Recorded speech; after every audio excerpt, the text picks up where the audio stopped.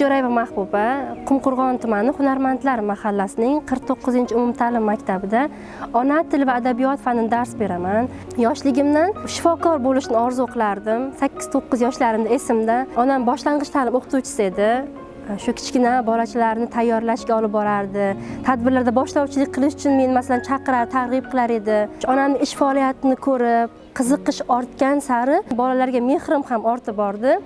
Va o'zimga maqsad qildimki, men xuddi onamday fidoiy, jonkuyar o'qituvchi bo'laman deb maqsad qildim. 2020-yilda Jizzax davlat pedagogika institutiga yetaklab bordi. Asli o'zi Sirdaryoda istiqomat qilaman ota-onam bilan birgalikda.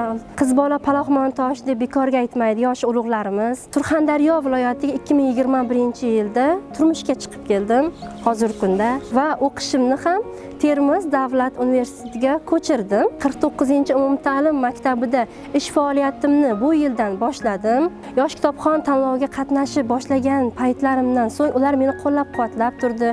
Nimaiki yordam bo'lsa, ayashmadi. Jamoamga minnatdorchilik bildiraman.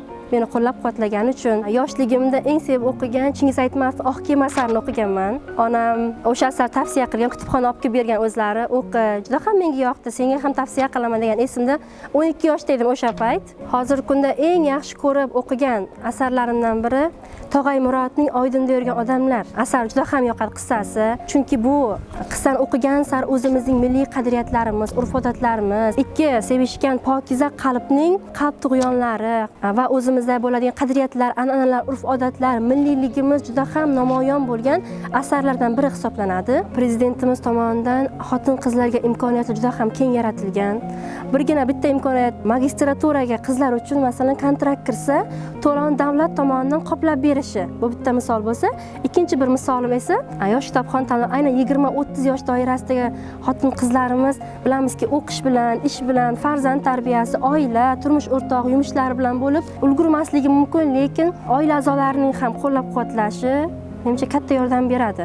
Va shu fursatdan foydalangan holda mutolaa ilovasiga ham rahmat aytmoqchiman. Chunki o'zim ba'zan kitob o'qishga vaqtim bo'lmay qolgan davrda mutolaa ilovasidan o'sha asarim tinglashim, audio variantini tinglashim natijasida ham juda ham ko'p yordam berdi. Tanlovlar tashkillashtirayotgani uchun avvalambor prezidentimizga rahmat aytaman.